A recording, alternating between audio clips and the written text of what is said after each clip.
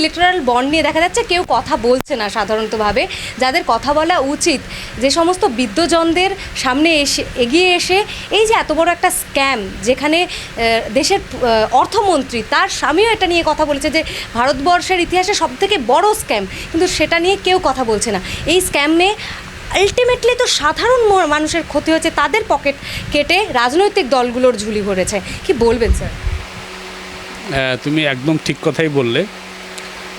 আমি যেটুকু বুঝেছি ইলেকট্রাল বন্ড সম্পর্কে, এটা সীতারামনের স্বামী অর্থনীতিবিদ বলেছেন বলে শুধু তাই নয়, এটা একটা বিশ্বের সর্ববৃহৎ আর্থিক কেলেঙ্কারি আমি আমার মতো করে বুঝেছি।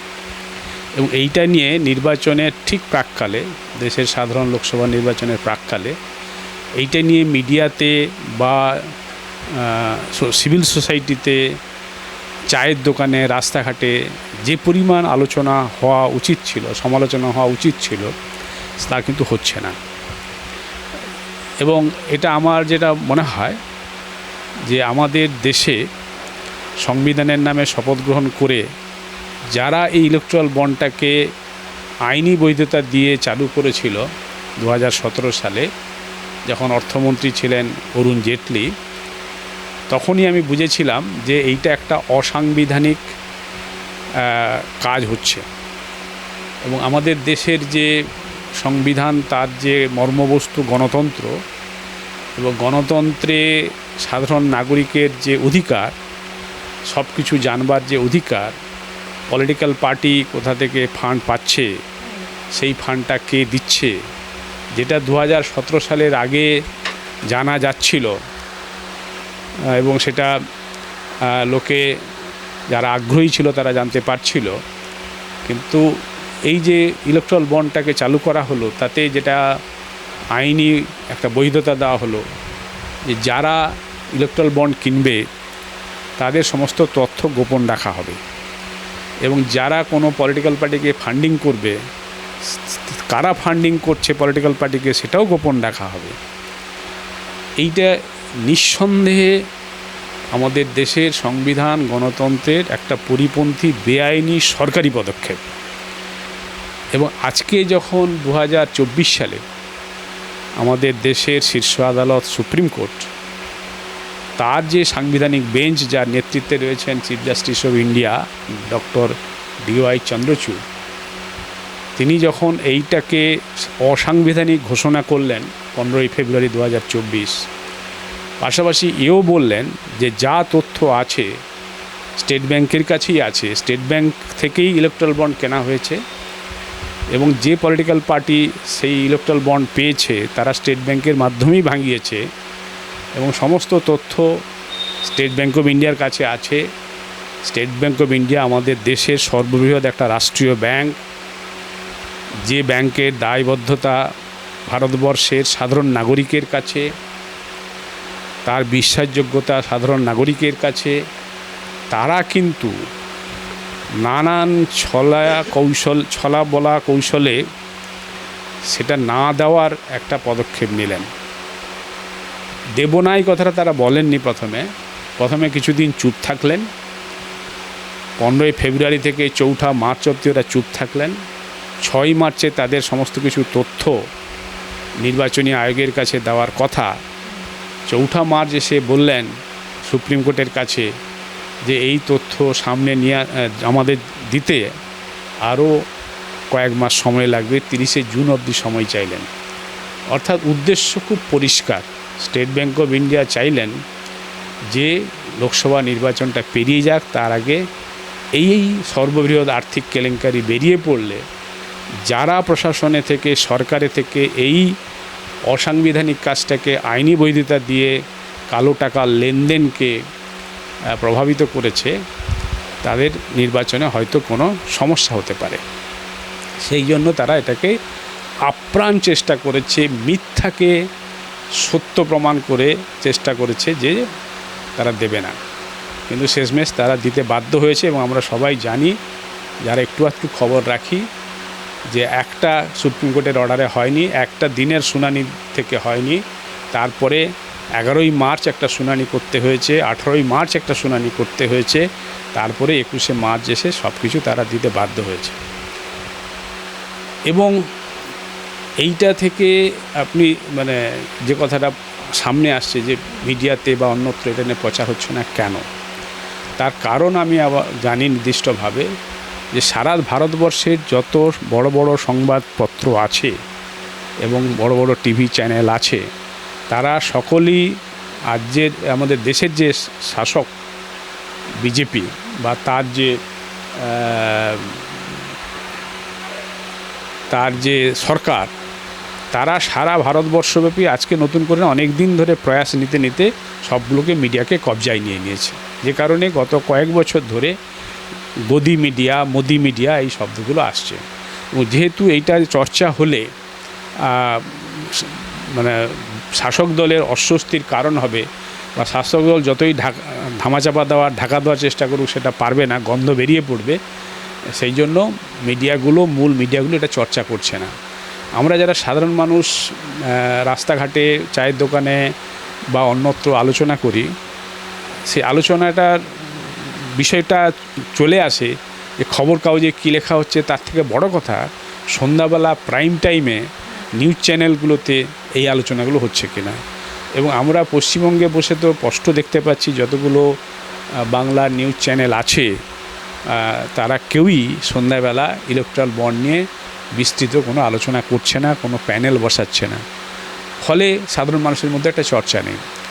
আর আমাদের রাজ্যের সরকার, শাসক দল তৃণমূল কংগ্রেস এবং কেন্দ্রের সরকারের শাসক দল বিজেপি, আমরা প্রমাণিত তথ্য যে এই দুইটি দল সবচেয়ে বেশি পলিটিক্যাল ফান্ডিং পেয়েছে এবং এই দুটি দল সর্বতোভাবে চেষ্টা করছে যে সাধারণ মানুষের আলোচনায়, টিভি চ্যানেলের আলোচনায় যেন এই দুটো ইলেকট্রাল বন্ডটা না আসে। এবং ইতিমধ্যে মানে হাস্যকর কিছু তথ্য আমরা জানতে পেরেছি।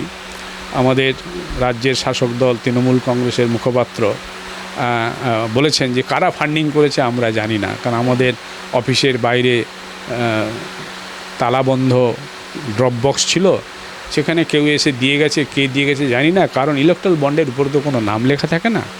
কথাটা সত্যি, ইলেকট্রাল বন্ডের কোনো নাম থাকে না। কিন্তু এই যে হাস্যকর কথা বলছে তার কারণটা কি? একটা রাজনৈতিক দল, তারা আমাদের রাজ্যে প্রায় 13 বছর ধরে একটা সরকার চালাচ্ছে, লোকসভায়, রাজ্যসভায় তাদের প্রচুর সাংসদ আছে, তাদের দেশের সংবিধানের প্রতি দায়বদ্ধতা আছে। সেরকম রাজনৈতিক দলের মুখপাত্র ইলেকট্রাল বন্ড যখন প্রমাণিতভাবে বেরিয়ে এসছে সামনে শীর্ষ আদালতের হস্তক্ষেপে, তখন এই ধরনের হাস্যাস্পদ কথা বলছে। তবে আমি এই প্রেক্ষাপটটা এই কারণেই বললাম যে কেন এটা নিয়ে এত চর্চা হচ্ছে না, সেইটা নিয়ে বললাম। তার একটাই কারণ যে রাজ্যের শাসক দল এবং কেন্দ্রের শাসক দল তারা সমস্ত মিডিয়াগুলোকে নিয়ন্ত্রণ করে নানানভাবে, নানান কৌশলে। তার ফলে বিশেষ করে টিভি চ্যানেলগুলো যেগুলো সেইভাবে চর্চা করছে না, সাধারণ মানুষের এটাকে চর্চা আনতে পারছে না। এটাই হচ্ছে মূল কারণ। এই ইলেকট্রাল বন্ড যে সংস্থাগুলি কিনেছে, এমনও দেখা গেছে যে তারা ইলেকট্রাল বন্ড কেনার পর সরকারি প্রকল্পে বরাত পেয়েছে। কারো ক্ষেত্রে দেখা যাচ্ছে তার নেটওয়ার্ক কম কিন্তু সে চাঁদা বেশি দিয়েছে। এই যে এই বিষয়গুলো এইভাবে যে আলটিমেটলি দুর্নীতি হয়েছে, এগুলোই কি তার প্রমাণ? হ্যাঁ, একটু বলি যে স্টেট ব্যাঙ্ক অফ ইন্ডিয়া ওরা দুটো লিস্ট দিয়েছে, মানে যারা কিনেছে তাদের তালিকা আর যারা ভাঙিয়েছে ইলেকট্রাল তার তালিকা দিয়েছে, কিন্তু সিঙ্ক্রোনাইজ করে দেয়নি, বা যাকে ব্যাংকের ভাষায় বলে রিকনসিলেশন, তা করে দেয়নি। কিন্তু ইতিমধ্যে বিভিন্ন মিডিয়া হাউসগুলো অ্যানালিসিস করে সমস্ত তথ্য সামনে নিয়ে এসছে। তো তথ্যটা বিষয়ে বিশ্লেষণে যাওয়ার আগে বলবো যে স্টেট ব্যাঙ্ক অফ ইন্ডিয়া ভারতের একটা বড় ব্যাংক, রাষ্ট্রীয় ব্যাংক, তারা কিন্তু এই ধরনের আর্থিক কেলেঙ্কারি, দুর্নীতির সঙ্গে জড়িয়ে ফেলেছে নিজেকে। যেখানে দেশবাসী এত কোটি কোটি মানুষ আস্থা রেখে স্টেট ব্যাংকে টাকা রাখে, আমানত করে, তাদের কাছেও একটা চিন্তার বিষয় কিন্তু ইলেকট্রাল বন্ডের নিয়ে যা স্টেট ব্যাংক কাজ করেছে। এবারে যেটা লক্ষণীয়, অনেকগুলো প্যারামিটার ইতিমধ্যে সামনে এসছে যে কোনো একটা সংস্থা তার অস্তিত্বই হয়তো নেই, শুধু একটা ঠিকানা আছে, হয়তো একটা অফিসে কোনো একটা ঝুপড়ি আছে, সে কোটি কোটি টাকার বন্ড কিনেছে, যার কোনো ম্যানুফ্যাকচারিং ইউনিট নেই, যার কোনো এমপ্লয়মেন্ট নেই, মানে যাকে বলে সেল কোম্পানি। নির্বাচনী বন্ডের মাধ্যমে কালো টাকাকে সাদা করা হয়েছে। সাদা করা হয় না, কালো টাকার কারবার আরও বাড়ানো হয়েছে। আমাদের দেশের সমস্ত রাজনৈতিক দলগুলো বিশেষ করে নির্বাচনের আগে একটা প্রতিশ্রুতি দেয়, প্রতিশ্রুতি পালন করে কি করে না সেটা ভিন্ন বিষয়, যে আমরা কালো টাকা উদ্ধার করব, সেই কালো টাকার উদ্ধার করে আমরা মানুষের যাতে কাজে, উন্নয়নের কাজে ব্যবহার হয় সেসব করব। এখন যিনি দেশের প্রধানমন্ত্রী তিনিও 2014 সালের আগে এরকম বড় বড় কথা বলেছিলেন এবং বলেছিলেন সুইস ব্যাংকে কালো টাকা থাকে, সেই কালো টাকা আমরা উদ্ধার করব, উদ্ধার করে প্রত্যেক দেশবাসীর অ্যাকাউন্টে 15 লক্ষ টাকা করে দেবো। 2014 সালে লোকসভা ভোটের আগে উনি বলেছিলেন।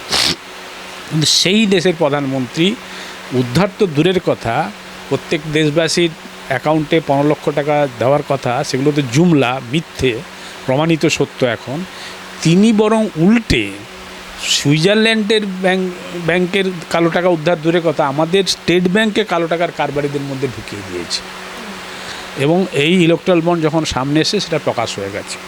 এরকম অসংখ্য কোম্পানি আছে, অসংখ্য কথাটা তো বলা ঠিক হবে না, বেশ কিছু কোম্পানি আছে যারা ইলেকট্রাল বন্ড কিনেছে এবং ফান্ডিং করেছে পলিটিক্যাল পার্টিকে, বিশেষ করে বিজেপিকে, বিশেষ করে তৃণমূলকে, আমাদের রাজ্যের শাসক দলকে, যাদের কোনো অস্তিত্ব নেই, যাকে বলে আমরা সেল কোম্পানি, যাদের অ্যানুয়াল টার্নওভারে হয়তো 1 কোটি টাকা, সে 10 কোটি টাকার ইলেকট্রাল বন্ড কিনেছে। এ তো সাধারণ প্রশ্ন।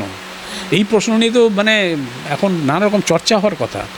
সেই কোম্পানিগুলোকে তো ধরে তার এগেনস্টে ইডি, সিবিআই, আইটি এসব রেড হওয়ার কথা, কিন্তু কিছুই হচ্ছে না, মানে যেহেতু চর্চা হচ্ছে না সেই জন্য। অতএব কালো টাকার উদ্ধার, নিয়ন্ত্রণ দূর কথা, বরং সরকারি উদ্যোগে সংবিধানকে বৃদ্ধাঙ্গুষ্ঠ দেখিয়ে কালো টাকার কারবারিদেরকে মদত দিয়েছে আমাদের কেন্দ্রের শাসক দল বিশেষ করে, কারণ তারাই এই ইলেকট্রাল বন্ড প্রজেক্টটাকে সরকারি মোহর দিয়ে চালু করেছিল। এবং স্যার, যে ইলেকট্রাল বন্ডের যে কাগজ, তাতে যে ওই যে নিউমেরিক যে নাম্বার, ওটা নিয়েও তো প্রথমে যেটা বলা হয়েছিল কেন্দ্র সরকারের তরফ থেকে, যে কোনো রকমভাবে কিছু জানা যাবে না যে কে টাকা দিচ্ছে, কার কাছে টাকা যাচ্ছে, কিন্তু তারপরে জানা গেল যে একটা এই নাম্বারেই লুকিয়ে রয়েছে সমস্ত খেলাটা। হ্যাঁ, এখানে দেখুন, আমরা যারা সাধারণ দেশবাসী নাগরিক, ব্যাংকে আমাদের প্রয়োজনে টাকা পয়সা অল্প রাখতে হয়, লোনও করতে হয়, আমরা সকলেই জানি যখন আমরা ড্রাফট কাটি, একটা ড্রাফটের নম্বর থাকে। আমরা যখন চেকে কাউকে পেমেন্ট করি, তাতে একটা চেকের নম্বর থাকে এবং সেই নম্বর ধরেই ব্যাংকের সমস্ত ট্রানজ্যাকশান হয়। State bank of India electoral bond বিক্রি করছে, সেই ইলেকট্রাল বন্ডটার ওপরে শুধু ডেট অফ পারচেজ ছাড়া আর প্রকাশ্যে কিছু নেই, কে কিনছে নেই, এবং সেই বন্ডটার নাম্বার কত, নাম্বারও নেই। এটা স্বাভাবিকভাবে একটা বিস্ময়ের ব্যাপার। স্টেট ব্যাংক অফ ইন্ডিয়া একটা বন্ড বিক্রি করছে, কারা কিনেছে সেটা যদি গোপন রাখতে চায় রাখুক, কিন্তু বন্ডের উপর নাম্বার থাকবে না কেন, যেটা যে কোনো লোক দেখে বুঝতে পারবে আমার এত নম্বর বন্ড। কিন্তু এইটা নিয়ে সাংবাদিক মহলে বা যারা অর্থনীতিবিদ, তাদের মহলেও এই প্রশ্ন উঠেছিল 2017-18 সালে, এবং তখন একজন সাংবাদিক পুনম আগরওয়াল, তিনি দুটো মানে 1000 টাকার ইলেকট্রাল বন্ড কিনেছিলেন নিউ দিল্লির state bank of India, new দিল্লির পার্লামেন্ট ব্রাঞ্চ থেকে, এবং প্রথমটা কিনে দেখেন যে কোনো নাম্বার নেই, সন্দেহ হয়। তারপরে তারা তাদের যে পলিসি অনুযায়ী তারা সেটা ফরেনসিক টেস্ট করেন। ফরেনসিক রিপোর্ট থেকে খবর আসে যে না, ডান দিকের কর্নারে একটা লুকোনো alphanumeric unique code number আছে, যেটা সাদা চোখে, খালি চোখে দেখা যাবে না, এমনকি মাইক্রোস্কোপ দিয়ে দেখা যাবে না, একটা বিশেষ ধরনের আলো ব্যবহার করে দেখা যাবে, সেটা হচ্ছে আলট্রাভায়োলেট আলো। আলট্রাভায়োলেট আলো সব জায়গায় থাকে না, কিন্তু সাদা আলো সবের বাড়িতেই থাকে, তো সেই নাম্বারটা দেখা যায়। সেইটা আরেকটা ইলেকট্রাল বন্ড কিনে সে আবার সেটা প্রমাণ করে যে হ্যাঁ, তাতে ওইটা আছে। অর্থাৎ সাধারণ মানুষের কাছে একটা প্রশ্ন থাকে যে স্টেট ব্যাংক অফ ইন্ডিয়া, আমি আবারও বলছি, এটা রাষ্ট্রীয় ব্যাংক, যার দায়বদ্ধতা ট্রান্সপারেন্সির কাছে, যার দায়বদ্ধতা সাধারণ আমানতকারীদের কাছে, যার দায়বদ্ধতা দেশবাসীর কাছে, সে কেন এটাকে লুকিয়ে রাখছে সাধারণ মানুষের কাছে যারা দেখতে পায়? অর্থাৎ শুরু থেকেই আমাদের ভারতবর্ষের সরকার, শাসক দল স্টেট ব্যাংককে সঙ্গে নিয়ে এই ধরনের আর্থিক দুর্নীতির ব্যবস্থা পাকাপোক্ত করতে চেয়েছিল। আরেকটা কথা এখানে আমি উল্লেখ করতে চাই, 17 সালে আইন পাশ করিয়ে 18 সাল থেকে এটা চালু হলো। 18 সাল থেকে আজকে 2024 সালে নির্বাচনের সামনে এইটা সামনে এসছে। এতে বিজেপি রাজনৈতিক দল একটা কথা বলতে সুযোগ পেয়ে গেছে যে নির্বাচনের সামনে এটা কেন আসলো। 18 সাল থেকে তো ইলেকট্রাল বন্ড বিক্রি হচ্ছে, সুপ্রিম কোর্ট এতদিন কী করছিল? প্রশ্নটা এখানে খুব প্রশ্নটা যারা করছে তারা কিন্তু নিজেদের মুখ ঢাকবার জন্য প্রশ্নটা করছে। আমি কেন কথাটা বলছি, 18 সালেই ইলেকট্রাল বন্ড যখন বিক্রি হয় তখন খবর কাগজে যেটুকু খবর বেরিয়েছিল, সব খবর তো বেরোয় না এবং সেটা নিয়ে কোনো আলোচনা হয় না। এটা দুর্ভাগ্য এখন আমাদের দেশের গণতন্ত্রের পক্ষে, চতুর্থ স্তম্ভের ক্ষেত্রে, মানে মিডিয়া জগতের ক্ষেত্রে সেইভাবে চর্চা হয় না। কিন্তু তখনই সিপিআইএম একটি জাতীয় রাজনৈতিক দল, তারা একটা কথা ঘোষণা করেছিল যে আমরা ইলেকট্রাল বন্ডের মাধ্যমে কোনো টাকা পয়সা নেব না, ঘোষণা করেছিল। এবং শুধু ঘোষণা করে তারা ক্ষান্ত হননি, তারা সুপ্রিম কোর্টে মামলাও করেছিল। আরেকটি সংস্থা, সেটা সিভিল রাইটস মুভমেন্ট করে, তাকে সংক্ষেপে এডিআর বলে, অ্যাসোসিয়েশন ফর ডেমোক্রেটিক রিফর্মস, এবং আরও একটি সংস্থা, এই তিনটি সংস্থা কিন্তু প্যারালালি সুপ্রিম কোর্টের কাছে 18 সালে কিন্তু এই ইলেকট্রাল বন্ড এটা বেআইনি হওয়া উচিত এবং এটাকে অসাংবিধানিক ঘোষণা করে বন্ধ করা উচিত বলে সুপ্রিম কোর্টে মামলা করেছিল। 18 সাল থেকে মামলার শুনানি হচ্ছে না, পড়ে আছে। এবারে সেটা শুনানি হয়েছে। এবারে কেন পড়ে আছে এতদিন, প্রশ্নটা স্বাভাবিক। তার কারণ হচ্ছে আমার বিশ্বাস এবং এটা দৃঢ় বিশ্বাস যে ভারত সরকার তার প্রভাবকে কাজে লাগিয়ে সুপ্রিম কোর্টের প্রধান বিচারপতিকে কবজায় নিয়ে যাতে এই পেন্ডিং কেসগুলো কোনো আলোচনা না হয়ে কোনো সিদ্ধান্ত না হয়, সে চেষ্টা তারা করেছে এবং তারা সফল হয়েছে। এবং এই সময়কালে প্রধান বিচারপতি যারা এসছেন তাদের মধ্যে রঞ্জন গগৈর নাম আমরা বলতে পারি, তারপরে বোবদের নাম বলতে পারি, রামান্নার নাম বলতে পারি। তারা এইটাকে গুরুত্ব দেয়নি, কিন্তু বর্তমান যিনি প্রধান বিচারপতি চন্দ্রচূড়, তিনি এটাকে গুরুত্ব দিয়েছেন, বুঝেছেন যে এটা সংবিধান বিরোধী এবং তিনি গুরুত্ব দিয়ে এটাকে সামনে এনেছেন। এবং স্বাভাবিক কারণেই আজকে দাঁড়িয়ে আমরা খবর পাচ্ছি, ভালো করে আমরা বুঝতে পারছি যে এইটা রাজ্য সরকার, কেন্দ্রীয় সরকারের তরফ থেকে, স্টেট ব্যাংকের তরফ থেকে নির্বাচনের আগে বের করবার কোনো ইচ্ছে ছিল না, কিন্তু যেহেতু বেরিয়ে গেছে সেই জন্য সুপ্রিম কোর্টের প্রধান বিচারপতির উপরে এবার হুমকি চলছে, ভয় দেখানো চলছে, যাতে সিএর বিষয়গুলো, ইলেকট্রাল ভোটিং মেশিনের বিষয়গুলো, যে কেসগুলো সুপ্রিম কোর্টে পেন্ডিং আছে, এটা যাতে এখনই শুনানি না হয়, এখনই সামনে না আসে। অর্থাৎ ইলেকট্রাল বন্ডের মাধ্যমে যে একটা বৃহৎ আর্থিক দুর্নীতি হয়েছে, ভারত সরকার সেই দুর্নীতিটা সংবিধান ভেঙে আইন মেনে করেছে, শুধু তাই নয়, ইলেকট্রাল ভোটিং মেশিনের মধ্যে ওরা দুর্নীতির কারবারি করছে, সিএর মাধ্যমে একটা সংবিধান বিরোধী কাজকর্ম করছে, সেটা যাতে এই সময় প্রচারিত না হয় বা সামনে না আসে, সেই জন্য সুপ্রিম কোর্টের প্রধান বিচারপতিকে পর্যন্ত তারা ভয় দেখাচ্ছে। অনেকাংশে তারা বিচার বিভাগকে প্রভাবিত করেই চলে এসছে। যারা 18 সাল থেকে তোমার 24 সাল অবধি কেন পড়ে থাকলো, বিচার ব্যবস্থাকে প্রভাবিত করা হয়েছে। আপনার রঞ্জন গগৈ প্রধান বিচারপতি ছিলেন, বিচারপতির পরেই যখনই তিনি অবসর নিলেন তারপর থেকে রাজ্যসভার সাংসদ করা হয়েছে। আরও এই যে আমাদের রাজ্যের হাইকোর্টের যিনি বিচারপতি ছিলেন অভিজিৎ গঙ্গোপাধ্যায়, তিনি তো প্রকাশ্যে এসছেন, তিনি তো গোপনে বিজেপির সঙ্গে যোগাযোগ রাখছিলেন, সেই জন্য রিটায়ারমেন্টের আগে পদত্যাগ করলেন, কয়েকদিনের মধ্যে বিজেপিতে জয়েন করলেন, নির্বাচনে তিনি টিকিট পেয়ে গেলেন। অর্থাৎ বিজেপির তরফ থেকে, শাসক দলের তরফ থেকে বিচারপতিদের সঙ্গে যে একটা বোঝাপড়া করে বিচার ব্যবস্থাকে প্রভাবিত করা যায়, তার এটা একটা উদাহরণ।